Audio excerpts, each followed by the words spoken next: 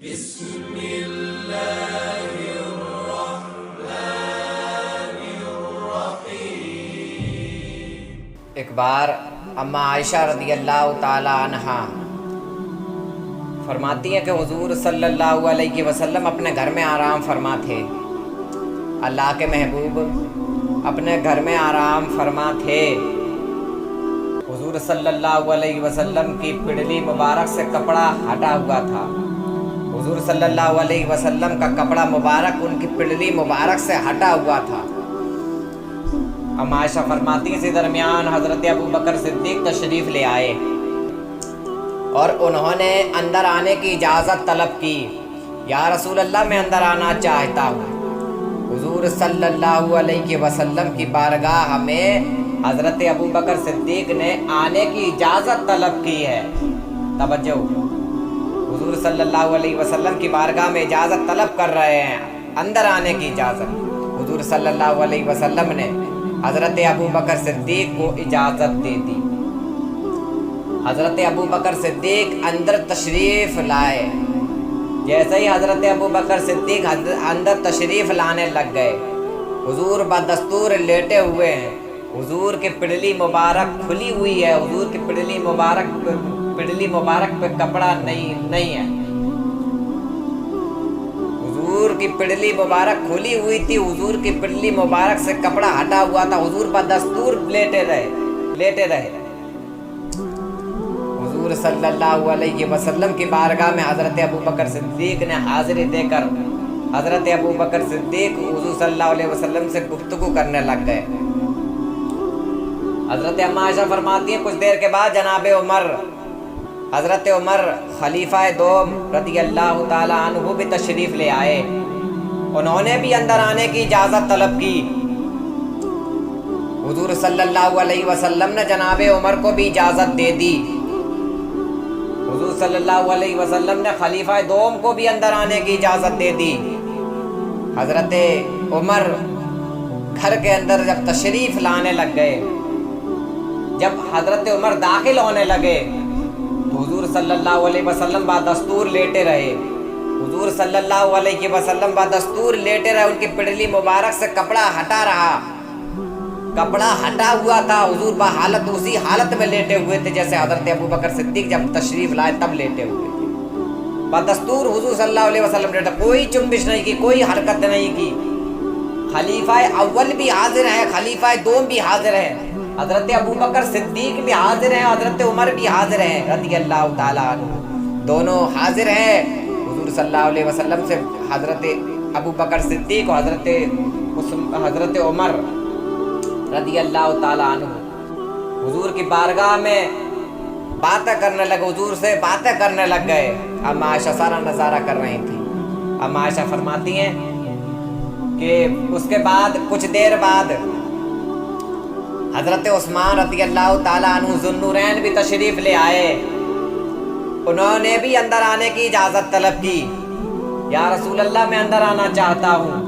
حضور صلی اللہ علیہ وسلم نے حضرت عثمان ذوالنورین کو اجازت دے دی، اور جیسے ہی حضرت عثمان گھر کے اندر داخل ہونے لگے، اب تھوڑی توجہ آپ لوگوں کی ہے نا، پیاروں کی، جب اللہ کے والوں کا جب ذکر ہو تو ذرا غور سے سنا کرو۔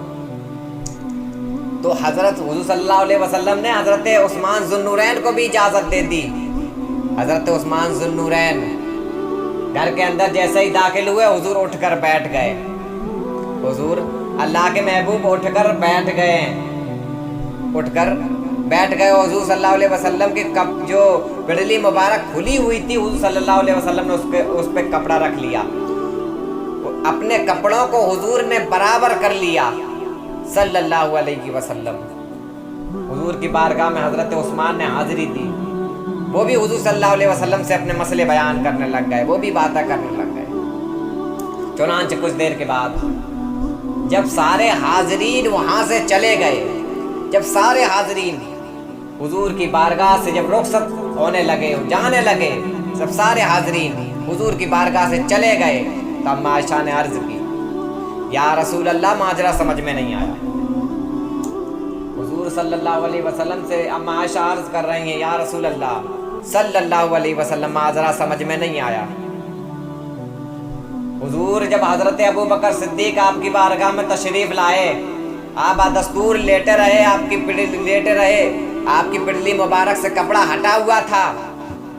हुजूर सल्लल्लाहु अलैहि वसल्लम की बारगाह में अम्मा आयशा अर्ज कर रही हैं, जनाबे उमर भी तशरीफ लाए, आपने अपने कपड़ों को दुरुस्त ना किया, आपने अपनी पिंडली पर कपड़ा नहीं रखा। जनाबे उमर भी तशरीफ लाए, आप बादस्तूर लेटे रहे, आपकी पिंडली मुबारक खुली हुई थी, आपकी पिंडली मुबारक पे आपका कपड़ा मुबारक नहीं था, आप उसी हालत में लेटे रहे। हुजूर मामला ये समझ में नहीं आया, जब हजरत उस्मान तशरीफ लाए हैं, आप उठकर बैठ भी गए हैं और आपने अपने कपड़े मुबारक को भी दुरुस्त फरमा लिया। तो हुजूर सल्लल्लाहु अलैहि वसल्लम ने हुजूर अम्मा आयशा से, मोमिनों की माँ से फरमाया, आयशा जानना चाहती हो कि मैंने जनाबे उस्मान की जुन्नूरैन की आमद पर क्यों आप उठकर मैं बैठ गया, क्यों मैंने अपनी पिंडली पर कपड़ा रख लिया। तब आयशा ने अर्ज की, या रसूल अल्लाह फरमाए, तो हुजूर सल्लल्लाहु अलैहि वसल्लम ने फरमाया, आयशा क्या मैं उस शख्स से हया ना करूं, क्या मैं उस शख्स से हया ना करूं जिससे फरिश्ते हया किया करते हैं। आयशा, उस्मान वो शख्स है जिससे फरिश्ते हया करते हैं, तो मैं उस शख्स से हया ना करूं, उस शख्स से मैं हया ना करूं। एक हदीस पाक है, एक हदीस पाक अबू नईम हजरत उस्मान की हया का हुजूर सल्लल्लाहु अलैहि वसल्लम ने क्या फरमाया। अबू नईम ने हजरत इब्ने उमर रदी अल्लाह ताला अन्हु से बयान किया कि रसूलुल्लाह सल्लल्लाहु ताला अलैहि वसल्लम रसूल करीम ने फरमाया कि मेरी उम्मत का बाहया शख्स, हयादार शख्स, सबसे हयादार शख्स और करीब शख्स अगर कोई है तो वो जनाबे उस्मान है रदी अल्लाह ताला अन्हु।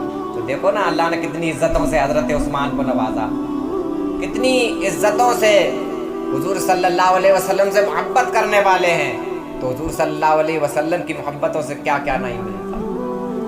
तो आज तो हम अपनी हया को खोए बैठे हैं, हम इतने बेशर्म हो गए हैं कि हमें शर्म नहीं आती है, बड़े बड़े गुनाह कर लेते हैं लेकिन हमें शर्म आती नहीं है।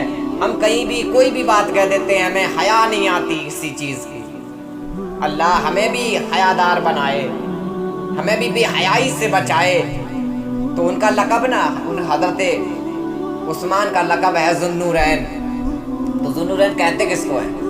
ज़ुन्नूरैन कहते हैं दो नूर वाले, दो नूर वाले को ज़ुन्नूरैन कहते हैं। और दो नूर वाले क्यों कहते हैं? क्योंकि हुजूर सल्लल्लाहु अलैहि वसल्लम की दो साहबजादियाँ, एक हज़रत रुकैया और हज़रत कुलसूम, ये दो साहबजादियाँ हुजूर सल्लल्लाहु अलैहि वसल्लम की हज़रत उस्मान के निकाह में आगे पीछे आई। हज़रत उस्मान के निकाह में ये दो साहबजादी हुजूर की आगे पीछे आई। तो आला हज़रत फरमाते हैं, नूर की सरकार से पाया दुशाला नूर का, नूर की सरकार से पाया दुशाला नूर का, हो मुबारक तुमको ज़ुन्नूरैन जोड़ा नूर का, हो मुबारक तुमको ज़ुन्नूरैन जोड़ा नूर का।